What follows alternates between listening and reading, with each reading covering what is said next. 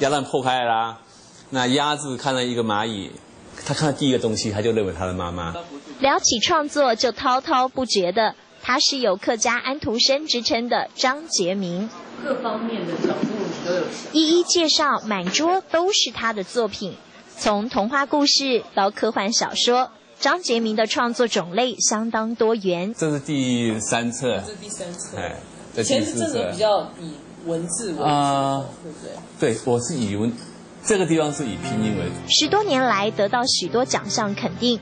其实当初会在工作之余投入客家童话创作，是为了教儿女们说客家话，因为学语言真的要从生活学起。1个礼拜40分钟啦。就学校学40分钟回来就没有讲，没有讲永远不会啊！你除了你自己要讲之外，你还要尽量用有趣的故事给小朋友听。没想到小孩也以行动支持爸爸，不但客家话说得流利，在多本作品中的插画都是女儿的创作。要童话3年嘅一集嘢講，打破传统的客家童谣故事，张杰明坚持创作，因为他深知时代真的不一样了。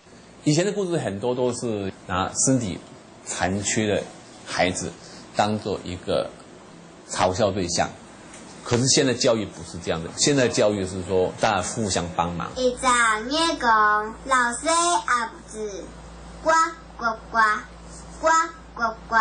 而要跟上时代，企图把客家童话有声书打入一般学习平台，提升客家语言形象。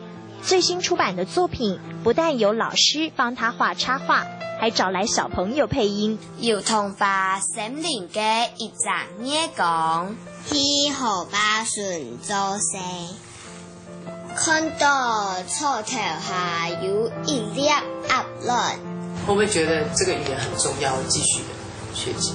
會，为什么？因為比較少人講啊，學起來就多一個機會。後置一切自己來節省成本，創作的樂趣讓張杰明樂此不疲。正以一次迷路的經驗構思新的故事，要以天馬行空的創作，讓學客家話也可以很有趣。